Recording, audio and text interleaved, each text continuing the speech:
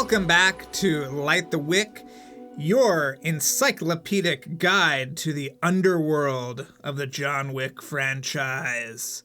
Charles, how you doing? I feel great. That was a really effective introduction. I love that. Thank you. I was trying to, get into the world of John Wick, as we've been doing for the last couple of months. Yes. And unfortunately, this is going to be our last Light the Wick for a while. We're going to get back into Light the Fuse next week. This is a two-parter with Filmograph, and we'll have the Filmograph guys back next week to talk about some of the work they did on Ghost Protocol, which we missed out on our first interview with them. So we'll be doing that next week, and then we'll be doing Light the Fuse for a little bit longer after that as well. We're going to have Paul Hirsch back on the show for the 150th, which is going to be awesome. And then there's some more exciting stuff coming up we can't wait to share with you guys. But, hopefully, knock on wood, it all comes through, and it's going to be great. But this is just the last Wick for a minute, but we will be back. Yes. I know that you were worried, Charles. You were worried about alienating people. You were worried about distancing our dedicated fan base. How do you think it went so far? I think it's great, and I think people are going to be really excited about the guests we've got coming. I know we only have one confirmed, absolutely recorded, done, and that's Dan Lawson, who is the cinematographer of John Wick 2 and 3, and he's been Guillermo del Toro's cinematographer for years. He's done a lot of his movies, and so it was amazing to talk to him. Can't wait to share that interview with everybody. We've got other ones in the works for Light the Wick that are really cool. Fingers crossed they come through, and we'll be sharing those down the line. But, for now, this is our last Wick for a minute, so enjoy. I think people are going to enjoy because this episode is absolutely bonkers. Do you want to tell people who we've got this week? Yeah, we've got the guys from Filmograph back. So it's Aaron Becker, Seth Kleinberg, and they actually brought on an extra guy this time, Amador Valenzuela. And he helped out with some of the John Wick Chapter 3, which they'll get into and they'll explain it all. And Amador actually sent us a little follow-up email to say that he's got the alternate openings for John Wick Chapter 3 on his website. If we're curious about how the sequence evolved, he's got a really cool link that he shared with us that we will put in our show notes, which you can find on LightTheFusePodcast.com. In the episode guide, you'll find there. It's a really cool little guide he has to how the whole sequence evolved. It's really cool. So check it out. And I'm excited to have these guys. It's another guest who has worked on both Wick and Mission. Yes, and it's also complete insanity. We have to I think we should prep people for this one, right? I mean, right. You and I thought that maybe since, it was over Zoom, that things were going to be tempered a little bit, that things weren't going to be quite as hot and heavy, but we were wrong. It's absolutely insane, and we love these guys, and you've gotten to work with them professionally, right? Yes, actually I have, and we get into that next week because you grill them about what it's like to work with me. I just, misery loves company, Charles. I want to make sure that you are spreading the wealth when it comes to making your collaborators' lives a living hell. No, I'm kidding. Oh, yes. That's just what I do. And, it's what you do. They tell us all about it. So yeah, that's great. No, this is a lot of fun, and I'm glad that we got to talk about both because I don't know if you want to set this up, but they contributed to an aspect of Ghost Protocol that we forgot to ask them about, or maybe we didn't know actually. The first time we didn't know. And then we found out from Evan Schiff that Filmograph worked on Ghost Protocol and did the cool subtitles that animate when he's in the hospital and they start out Russian and they turn into English. Yes. So we didn't know that, and they just hid that from us. And now we've got to get into it. So next week you'll hear us talk about that amongst many other things as well.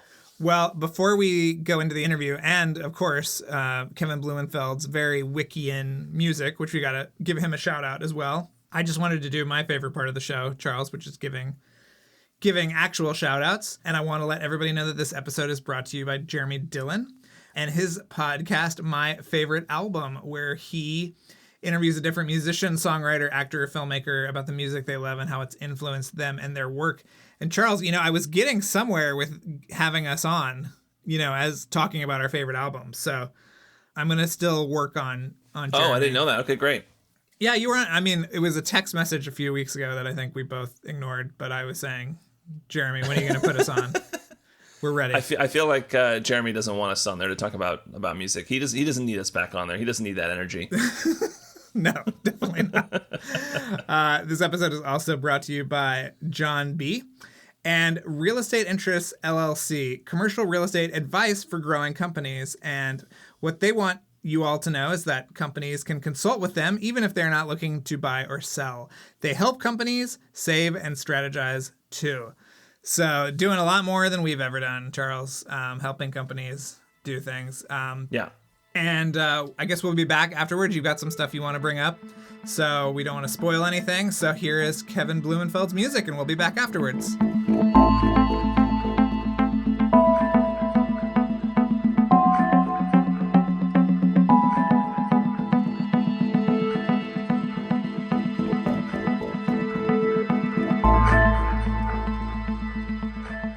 You know, I was worried that the energy that we had the last time we talked to you guys would be somewhat dissipated over Zoom, and I am just so thankful that that is not the case.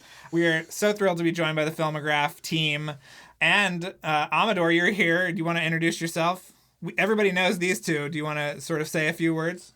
Sure. My name is Amador Valenzuela, and I'm I guess you could call me a collaborator with Filmograph. You know, constant collaborator, I would say. Yes, very constant. Yeah, we've done a bunch of projects together, and hopefully we'll continue to collaborate in the future. Yep. and we've also been working together for, I think it's now over 10 years, which is really too long. He's one of our secret I know, weapons, and we don't like to let him out too often. There you go. Yeah. Oh yeah. He's a caged animal, and if you open that, He's a digital go Sasquatch. ahead. Sorry, No, that's okay. stupid.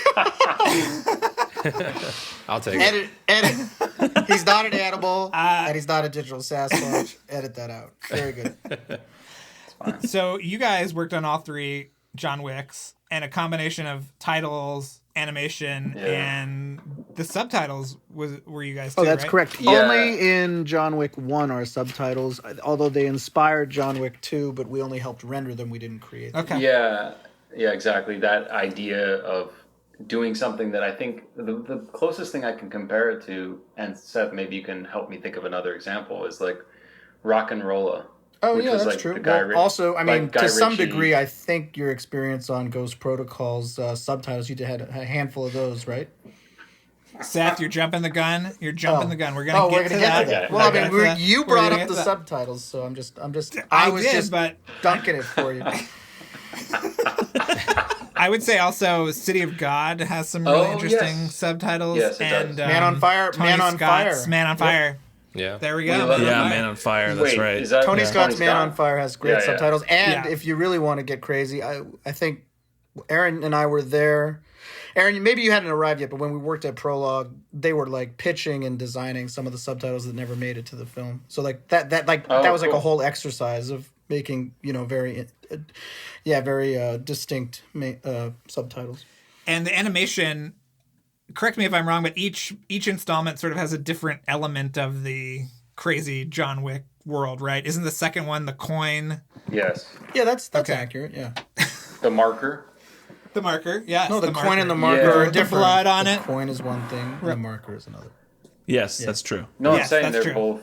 both in there. Yes, I'm saying. they are both in there. But yeah, I mean, The ticket as well, I should say. Oh The yeah, ticket, right. the ticket. that's true. So do you guys do a lot of like actual like 3D animation like that? Is that Amador? Is that where you kind of came in and helped out?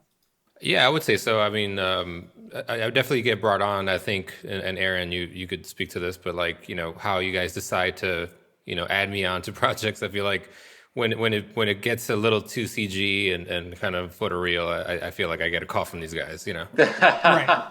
That actually that's a really true statement, but it's also not just that, because the thing about this dream sequence stuff, I remember the first time Chad talked to us on John Wick 2 about what he wanted for the titles. They were going to be much more involved than the first one. The first one had no money. The first John Wick It was an had zero. unproven. Like, It was an unproven movie. And it had no one thought it was going to be like. They thought it was a good movie, but no one thought it was going to be like as successful or gain the cult following. I think, or launch a right out of the franchise gate. right out of the gate. Yeah. Yeah. And so that was just do some cool titles that are like pretty simple but have like a little bit of life to them. But then by the time they got to the second one, they decided that the real reference was Girl with the Dragon Tattoo. So like if you look at the opening to Fincher's Girl with the Dragon Tattoo, it basically looks like an isolated music video of like black liquid and shapes that are like melding into one another, and it almost becomes its own editorial exercise that really isn't. When I first saw it, I was kind of just like, I think technically I was really impressed by. I think it was done by Blur, if I'm not mistaken, Seth. But You are like, correct. It was, yeah. and I remember the first time I saw it, I was like, damn, that's amazing, technically. But I also remember thinking, like, why on earth is this in front of this movie?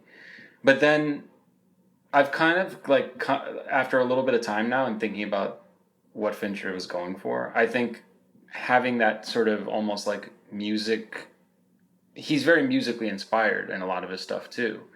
And I think Chad knew that we couldn't quite achieve that level of production value for what they were able to give us for budget-wise for John Wick 2, but that we could achieve something on a slightly more compartmentalized scale that uses the symbolism and the set pieces that they are trying to build this mythology for John Wick in John Wick 2 and then in John Wick 3 with the knowledge that he was going to expand the breadth of the universe later on.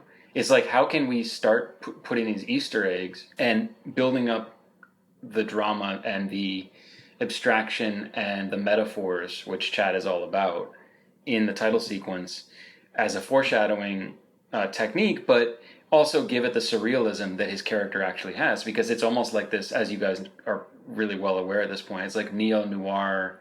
Like, basically, if Matrix and the future had a baby and Keanu was still a part of it, and Chad, having been the stuntman from some of the Matrix stuff, was still a part of it, you know, that's sort of where we ended up with this like blacklit world, which was only just beginning in John Wick 2, and then it sort of like came to full fruition in John Wick 3. And so, yes, the last thing I want to say about Amador's collaboration with Seth and me is that this was one of the first times that Amador, in almost 10 years, said, or I guess it was, at that point it was probably 8 years, he was like, oh my God, you guys are asking me to work on the next John Wick. Like, this is the first time you guys have asked me to work on a movie that I actually want to work on. Which I think it more or less is true, even though he had done all this amazing work. Like, if you saw his work from the other movies that he's worked with us on, you would have just been like, wow, that guy, whoever did that was pretty inspired. Yeah. And fun trivia fact, his daughter is in the Blumhouse logo we created. That's true. Is she the little girl getting scared? She's the little girl in the Blumhouse logo. Yeah. God. Oh, wow. Funny little, yeah. She lived. No, that's funny that you said that too, because and I should just say that, I mean, all the projects we've done, I think, I've definitely always been inspired, and they've always been very creative. But I think it was, especially early on, like Aaron was saying, when it was before it was even, Filmograph, it was just like his own stuff, and he had these contacts from before when he was all the stuff from LA before we worked together, and so every time he brought me on, I mean, they were super cool projects, but at that point, it was like these directors that were up and coming, basically, right? I mean, yeah. It was the infancy. It was the infancy of our studio, no question. Yeah, so we were doing a lot of horror movies with Blumhouse, obviously, but those are super cool. But like, they just didn't have. I mean, John Wick was, I think, the first movie. Going back to what Aaron just said, is like that. I was a super fan of the first one, and he just called me up and said, "Hey, we're doing a sequel," and I was like, "What? Like, really? Like, okay, that's awesome." And then I think, then when you heard about 3, I think it was an equal reaction, right? You were pretty much knocking down the doors. Oh, for sure. At that point, I'm all in. That's amazing. Yeah, because that made it. And by the way, that made our job a lot easier. Well, I think it's really special that we've been able to do all 3. I mean, knock on wood. I have some wood somewhere. There's a 4th one coming. Your wall is probably wood. Yeah. So I mean, we've been really fortunate in that sense of doing the entire franchise, which has felt really, cohesive as almost like a family, because everyone's coming back. Like, for instance, the post supervisor Michael Tinger has been on since John Wick 1, John Wick 2, John Wick 3, and so there's a familiarity and just sort of it's just a nice sort of thing to just be able to work on every single one of them and not like lose it out to another vendor, or even for them to consider another vendor. It's very nice of them. What happens if there's not a puddle at the beginning of John Wick 4? We'll just have to figure it out. Where will the transition be? That's so funny. We had such problems. Actually, yeah. Can I say something about that please first do. shot? Yeah, of course. Oh, dude. Well, just so you guys know that when we designed that thing, Oh yeah, that's true. and all throughout the process, actually, the only, or I should say, the most amount of feedback we ever got was just the first shot. The first shot. Yeah. Absolutely. And that shot was swapped out like at least. I mean, I lost track, man. Me 4 or 5 too. times. Yeah. Me too. And by the end of it, Countless I was actually apologizing to Amador. I was like, dude, I'm so sorry. But we have to change it. We have to change it a 4th time. Oh man! And not just like 4 little like revisions. I'm talking about like The shot got overhauled. entire shots. Yeah, the shot got overhauled. the entire overhaul. Like we're not going to come in the same way anymore. It's going to be like a totally different shot. Yeah, and it's funny because if you watch all the early previews, is that like the rest of the sequence almost didn't change at all. Yeah, that's true. It was really just like Chad was hung up on the first shot, which is the opening, and it's the first thing that you see, obviously, when you're watching the movie. So I get it, but it did make for a very stressful time when we were just trying to figure out like what should go there. Yeah, Right. and also Chad is like I'm just looking through some of the old sequences. Like one of the things as we got through 2, and he gave us like the liberty to kind of, he was just kind of like wanted to make sure that we stayed in this sort of semi-anamorphic kind of looking defocused, shallow depth of field, macro ECU world of like the CG stuff, so that the details that we were feeling on the prop design, because again, like the production design of what these elements that they gave us, that we actually, some of them, Seth, can you remind me, did we have models for them, or like did we have to scan some of them? Well, we had a coin from 2 for 3, and then the marker we had. The marker we had a lot of like reference to like bullets, because Chad is it's really important to him to be accurate to the weapons, and so exactly it was like a very special. I'd have to look up the exact gun, but it was like there was a special kind of ammo, and there was rifling that was supposed to happen on the bullet, and it was really important for us to get all those details. Oh, I became a gun expert at the end of this thing, man. It had to be exact. Like he knew. Amador, that's why you're on a watch list. I'm sure I am. Yeah. Somewhere, it's all over my reel now. Yeah. Yeah. Somewhere. Well, the third one has almost, and we talk about James Bond a lot. Oh yeah. James Bond feel, a kind of sexless James Bond, thing, because it's kind of kaleidoscopic, and there's a lot of different elements there, and you really push the color on that one too into those really crazy, John Wick colors. But could you talk a little bit about sort of the thinking behind that? Was it a natural progression? Because there's one object in the second one, and now there's all this stuff. I was just gonna say before Amador talks about like how he kind of like exploited the creative brief in a great way to get the richness of the coloration that we were going for. It's like, if you think about the arc of 1, 2, and 3, 1 was really just animated, like some really nice animated typography, nothing crazy. Like there were like little names that felt like they were outlined pieces of neon, but they were really small. That was in John Wick 1. John Wick 2, we started like talking about Fincher's, girl with the dragon tattoo, and thinking like, well, what can we do that makes it a unique part of this universe? And so that's when this macro stuff started coming in, and we talked to him initially about shooting the props themselves and like lighting the props, because we could get this detailed if we wanted to in terms of some of the photography. The only difference is we lose control over the surrealism of the moves themselves.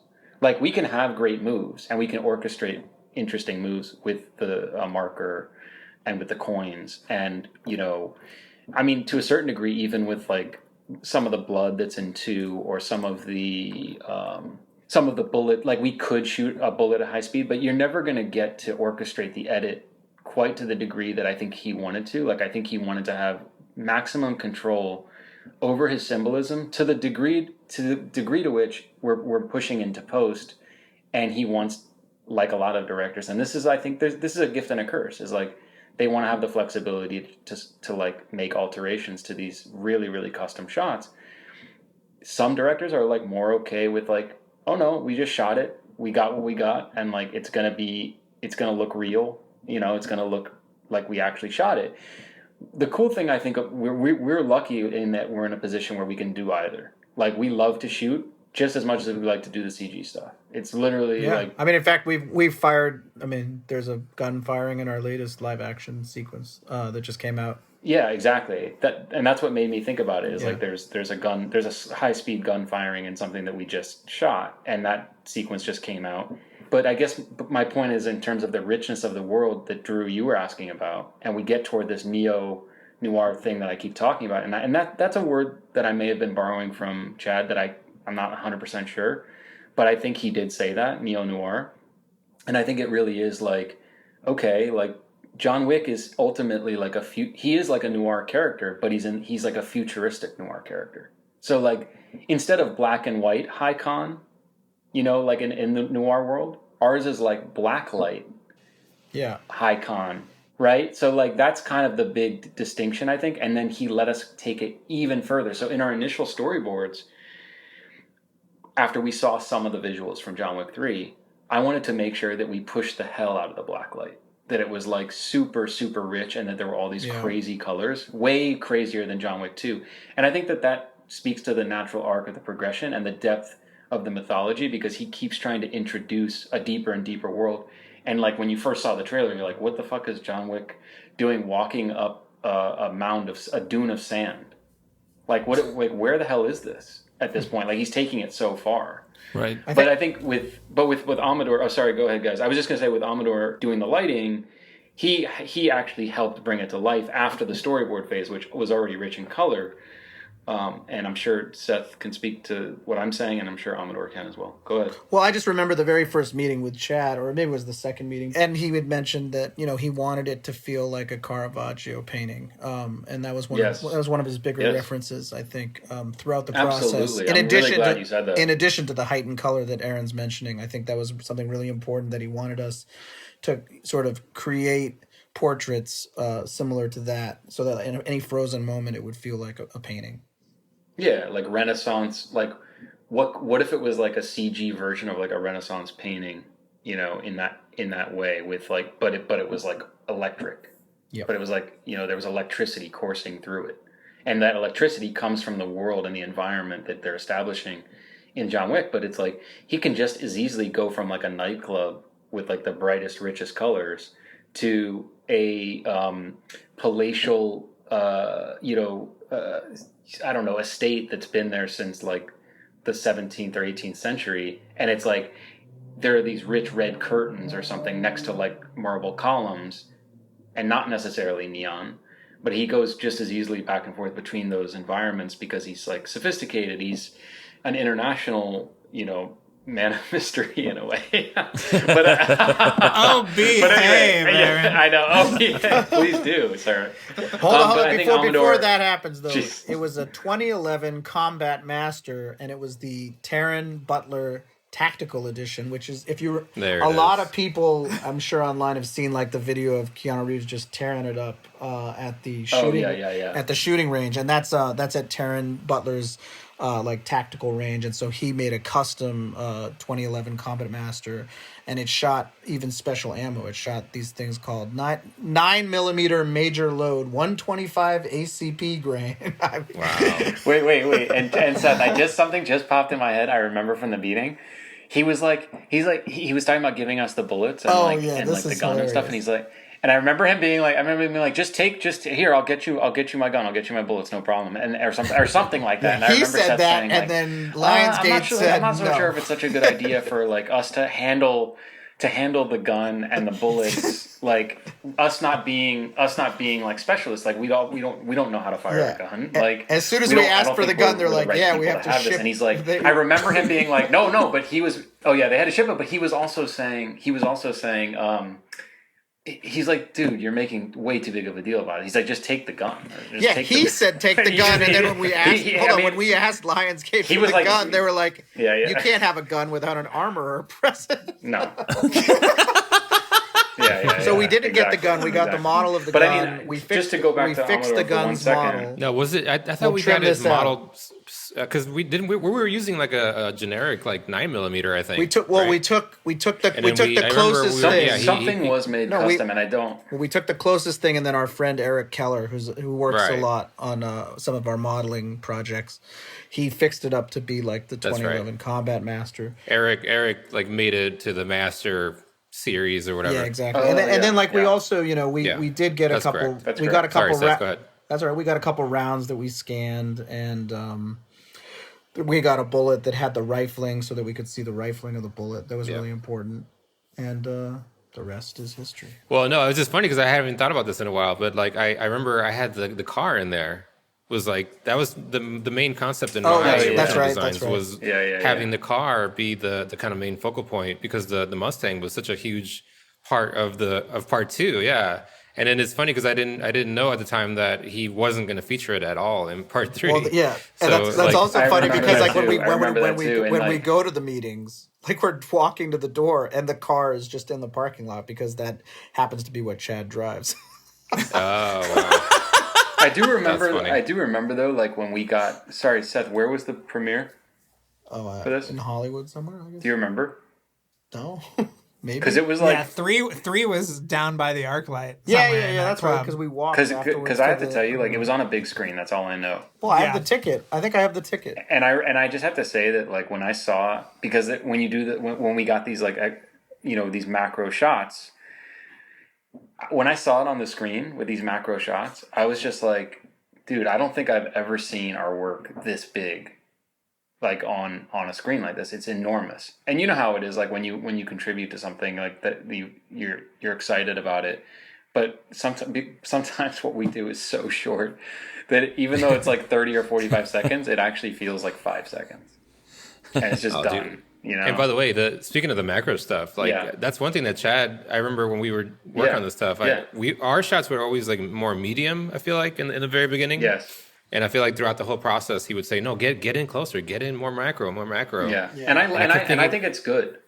No, it is, but I just kept thinking the whole time, like, but this is gonna also like we're already pushing in, and then it's gonna get blown up, on the big screen. I know. I was always like very worried about that, but I mean, it definitely worked out in the end. Oh no, it definitely worked out. I'm a huge fan of this stuff, and I feel like we feel lucky. But I mean, like, I don't know. You guys probably did. You guys see all of these in the theaters, Drew and Charles? Or I was actually Yes. at the first screening yes. of the first one at Fantastic Fest, and they showed it to us at 8 a.m. the day that it was going to screen at Fantastic Fest. So I just remember I got a couple of breakfast tacos, and I sat down in the screening room, and we were all there were like 6 journalists in there, and we were all just blown away. Dude, that was the first one you said? I saw it. So I saw it at That's 8 a.m. so awesome. Yeah, it was really cool. That's so cool. And like the weird thing about the first one is that we actually, I feel like we spent the majority of our time on the first one talking to David Yes. Leach more than Chad.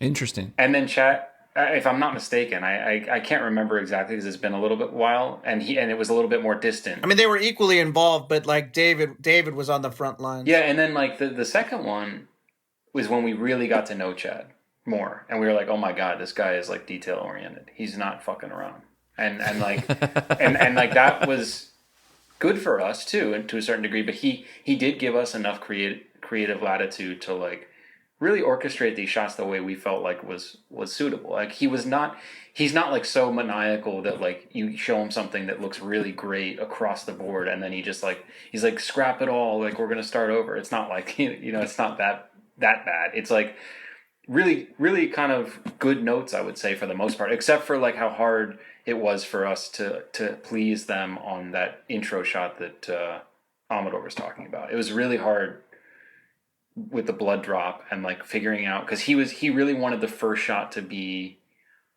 I don't know, it needed to hit a certain note that we were struggling. Yeah, we threw a lot at him actually for that one, trying to figure it all out.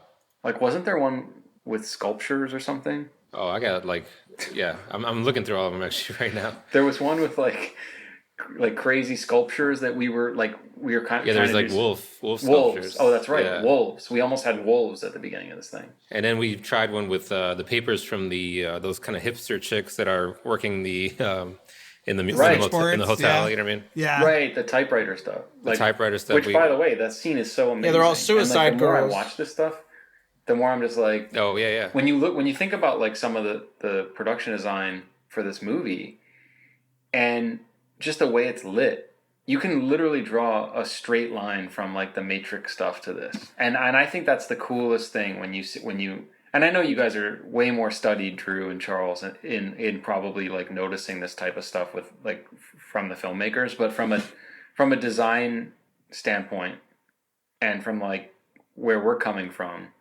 it's really cool after working with Chad 2 times now to be like, wow, look at this like world that he's creating that is not quite fully dystopian, but it's like partially dystopian, and you don't. Like, what are the women that you described, Amador, in the typewriter room that are actually issuing the bounties or whatever? Is that the right term? Are they actually issuing the bounties, or are they just writing the people working at the like switchboard or whatever? Yeah, because they're showing the value, like everyone has a price on their head. And then there's like the paperwork that went out when he was, excommunicated and it was like stamped and all that kind of stuff. And so from our standpoint, it's like a dream job because it's such a rich world. Yeah, there's a lot to play with. To pull stuff from. And I just love the direct connection to, Chad clearly learned a lot from his experience earlier on in his career as a stuntman. And he wasn't just doing stunts. He was picking up like really, really specific aesthetic cues, which now are affecting us and the way that we're designing. And like, I was a fan of Amador and I were fans of The Matrix, like when we were younger, just like everyone else. So it's like, in a weird way, it's almost like working on a project that feels like it's a totally new thing, but it also feels like it's the distant cousin of The Matrix in a lot of ways. Yeah, that makes sense. I don't know. I mean, what do you guys think? I mean, they're making a 4th one, and they're making they're making a television show now too, apparently, and a spin-off about the ballerinas too. Oh, is that true? Yeah, I think Shay Haddon is writing that one. Oh wow! Oh weird. Yeah, wow. And I think he's on the next couple as well. But yeah, it's a whole. The Continental is the show. Yeah, right? That's the show. Yeah. And that, I'm assuming obviously it's all Lionsgate, which, like, if I were them, I'd be trying to, like, make the most of the property, too. Yeah. But I can't imagine, I mean, these things are so Herculean that, like, I can't imagine when the next one is going to be, like, the 4th one, I mean. He sounded like they're gearing up for it right now. So, yeah. I don't know how Keanu's going to go from Matrix to this. I mean, he should do... I'm still waiting for that call from Seth, I mean, Amador, you should use this call to get intel from these guys because they know what the fuck's tell us going about on the Matrix in the industry. Tell us everything about the Matrix. They know what's going on in the industry better than we do. Yeah. We don't know anything about the Matrix. I mean, I have a friend of a friend who's been on it and been slowly kind of feeding me stuff, but cool. Nothing plot related. What role does your friend play? Like, just like, I think the code name was ice cream. I know Nice. that. Oh, yeah. What does your friend do on the show? It's a friend of a friend, and I think he's like some pretty lowly, PA or something. But he was in Berlin, he was in San Francisco, Oh, cool. Yeah. Nice. Well, And by the way, that's the only movie Seth will tell you that I've never bugged these guys about working on a particular project. That's so true. But I said, Seth, if you get the Matrix, dude, and you don't call me, we're gonna have some We're problems. gonna have some problems. Well, but hold on. You were the same way about John Wick too. You would be very upset if we didn't call Well, you. yeah, of course, that's a given, Amador, like, I know that about you now, and like, I have a sense of your taste now, and I know which project, if we didn't call you about, You'd be that upset. you would never work with us again. Well, there you go. That's why I haven't called you. So are you working on the Matrix? I think that's really the thing. No, but Yeah, that's why he hasn't we'd called. like to make it happen. Right. We'd Rough. like to. Rough. We'd like to. Yeah, we'd like to. I mean, everybody would like to, right? Probably. Probably, but I mean, I'm just trying to think if we've exhausted our welcome. Well, Amador, do you want to talk about the animation for 3 at all? Because that's a fair amount of animation in there. Sure is. For sure. No, I mean, I think going back to what Aaron was talking about with the overall approach, it's like we took what we were doing in part 2 and then tried to, we were trying to figure out like where do we take it from there and how do we expand on it. Obviously, like what's nice, like what Aaron was saying, what's great about it is that it seems like every sequel has like more things, like more items to play with, And so that was kind of interesting in this one because we went from just dealing with like coins and a marker in part two, which was already like a step up from the first one, really, because I don't think the marker really showed up in the first one, right? Right. Yeah, that was the second one. The first Yeah, one. so The that first was one's Arial's main on ends, and then just a neon font for right. So in terms of just like, you know, items to play with, like there wasn't as much. And then obviously in part two, they added, you know, they kind of expanded on the usage of the coins and how that whole like world in the hotel worked and kind of started to build on that universe, you know, and so that kind of gave us a lot to play with in part two. And then going into part three, like now we got to introduce the ticket, which is basically like the rosemary, you know, and the cross and stuff like that. That particular gun that Seth was talking about, you know, that master series gun. I mean, there was a lot to play with in that way, and even going into the you know, we'd actually added there's that little box that he hides in the library in the beginning of the part three. Where he beats the shit out of that large dude. The basketball player. Exactly. That's one of the best fight scenes in the whole movie because he uses the book and like. That's right. Yeah, it's so good. And also, I'll let Amador continue. I just want to say that was actually one of the few visuals that I was like not willing to let go. Like I think there was a time when Chad was like, "Oh, maybe we don't need the book," and like all this stuff. And I remember that we were obviously communicating directly with Evan, the editor, Evan Schiff, who's never heard of him. Obviously, he's so damn talented. You know, he's obviously we've known him for a long time, but what he's done with these last couple has just been so amazing. And he also functions not just like a regular editor, as you guys are probably well aware at this point. He's wearing a lot of hats. He's basically doing some of the post-production supervising duties and communicating directly with vendors like us. I hate that word, but it's true. We are a vendor technically, according to Lionsgate. But the book, you know, it carries so much symbolism. It had the photos of Keanu and his wife in there. Which, by the way, that was the one item that he asked us to remove. He asked us to remove that because he felt like it was too. And I think in retrospect, though, Amador, I think that's actually a good idea because. Even though it is like the history of John Wick, like the photo of him and his wife in there, he wants to be rooted in the materials and the sort of weight of the props themselves and like the symbolic significance of them. And the minute you put a photograph in there, it sort of makes everything too literal all of a sudden. Yeah, and that's the point. Is that I think, right? But he still was cool with us keeping the book and. This shit like spilling out of the book so early, including the ticket, right? Yeah, and like the rosemary thing. Sorry, the rosary. Rosary. Yeah, I think I said rosemary too. Yeah, no rosary. That's well, hold on. That's what John Wick cooks with at night. Rosary. Well,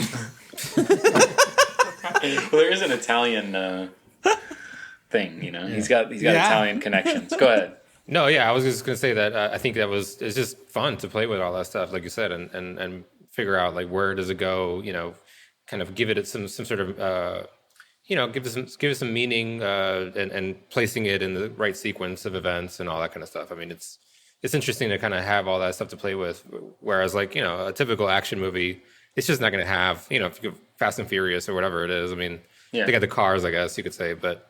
In terms of like the symbolism and like things that you can read into, it's just kind of cool to be able to have all these little objects to play with. Like I even think that Chad might have. I mean, he may not have said this, but I feel like he might have said, like this, like imagine like Indiana Jones or like imagine all these different characters, like these film historical figures that actually have symbolism that are it's so rich and there's so much to paint with.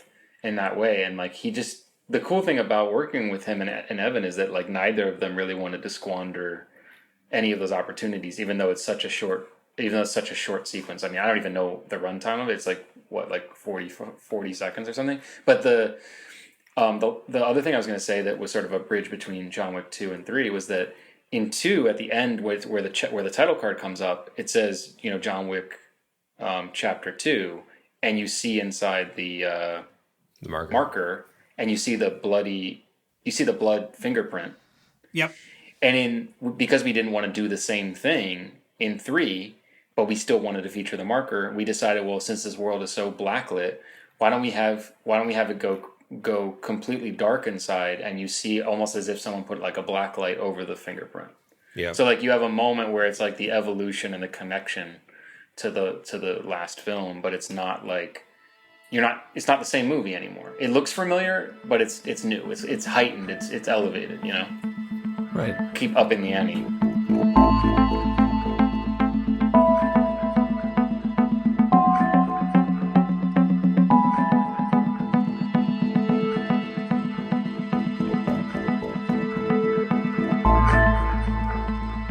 We did it, Charles. We survived the first half of this encounter. This is the first half. Just the first half.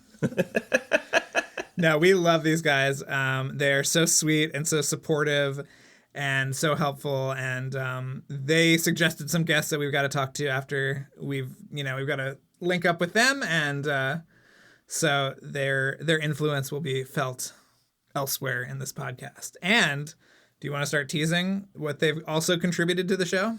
Yeah, they actually have helped us. We're still a couple weeks away, but we're going to have a little bit of a revamp of our logo, of our look.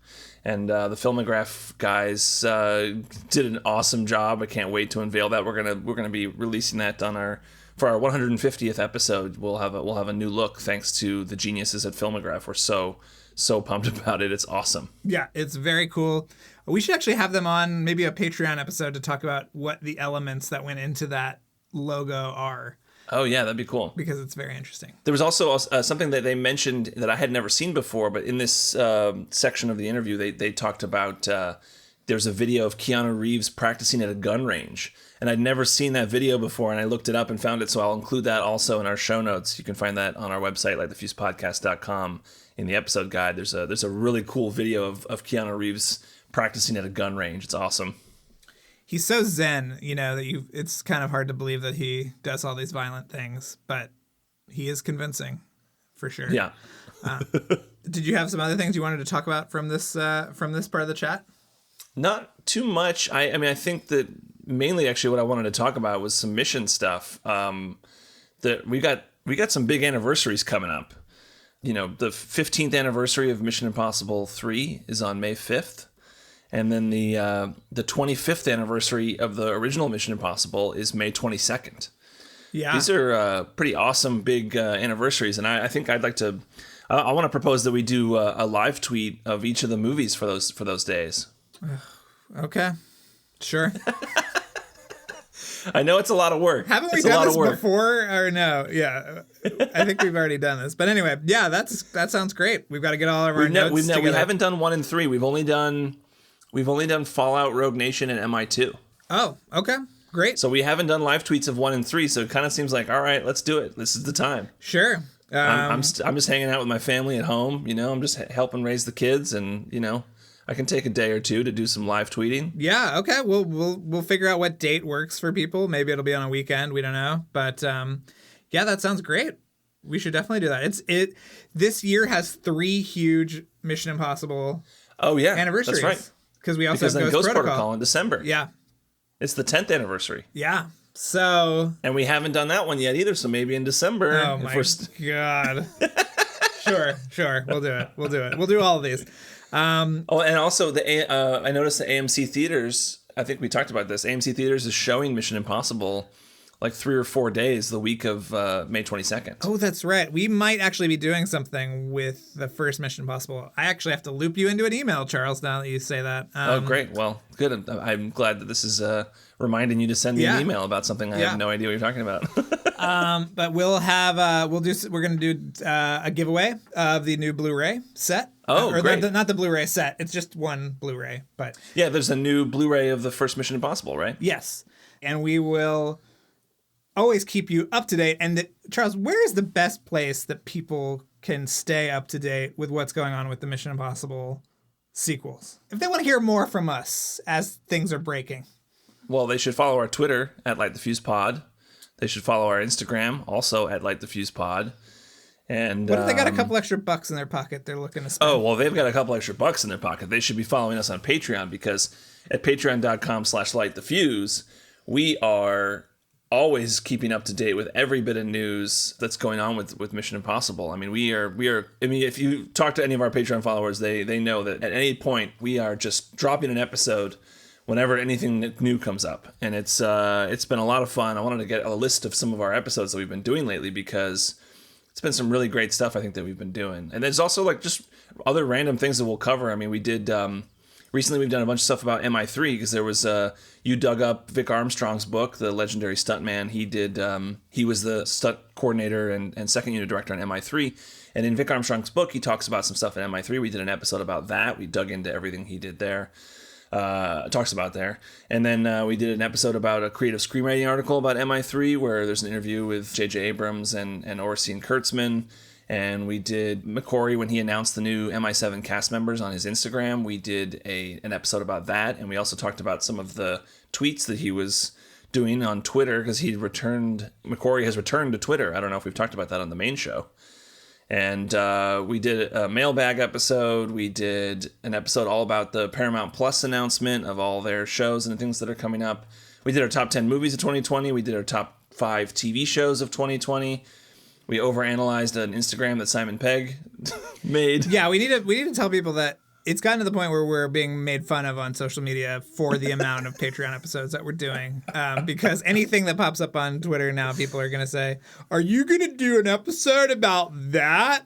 And the answer is yes, we probably will. So, especially as we near trailer time and all these things, we are going to be keeping up to date over there. So I think everybody should check us out.